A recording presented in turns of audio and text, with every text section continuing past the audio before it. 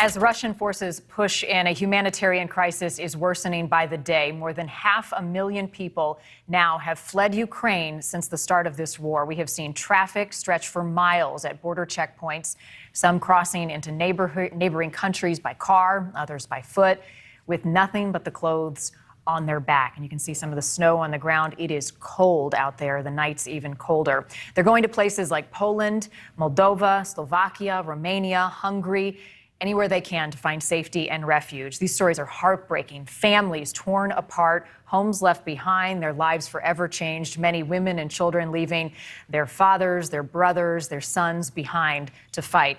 Cinira Baldi is the vice president of Project Hope, which has started distributing supplies and providing medical support to all of those who are seeking refuge in bordering countries, and she joins us live. Cinira, thank you for your time. Your teams are on the ground right now across that region, helping people who have fled. Describe for us what they're facing.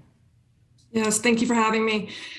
We have 4 different teams we've deployed in different countries. It really is very heartbreaking. I mean, we're seeing, people come through, thousands waiting for long periods of time.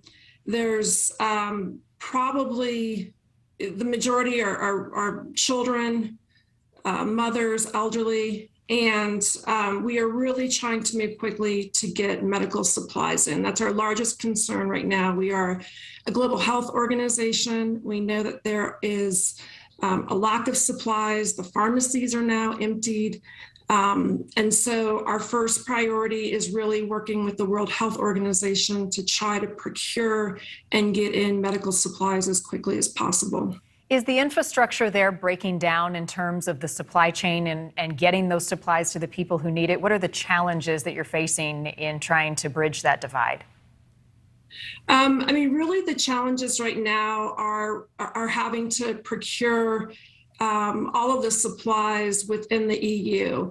And so there are, multiple warehouses. We are trying to work directly with all of the UN organizations to move those supplies in quickly. We also are fundraising right now so that we can purchase more supplies so that we can get them in. As you can imagine with the humanitarian crisis, there are several different types of needs, from food to shelter to water and sanitation. Our focus is really around healthcare. And so we are all coming together really to procure all of those supplies that are needed. The United Nations is warning that the continued conflict in Ukraine could lead to 4 million refugees, making this one of the largest refugee crises in the world that we have seen. Are the aid teams right now equipped to handle this, not just in the short term, which is what we've been discussing, but also in the long term, depending on how long this goes on? Yes, I do think we're equipped. If you put that into context, that would be like the entire city of Los Angeles being forced to grab everything and leave. There are several NGOs, humanitarian assistance organizations. We all work very closely together. We come together during crises like these. And our intent is to address all of the needs and to move as quickly as possible. I see these images. I want to help. I know people at home want to help, do whatever we can. How can people support your mission and your teams over there right now? Yes, definitely. We are actively fundraising to continue to procure all of the supplies and medical supplies that we need.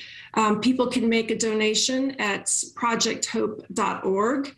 I do encourage everyone to research trusted NGOs, trusted humanitarian assistance organizations in the area, and really do your due diligence to make sure that you're reading news from a trusted source as well.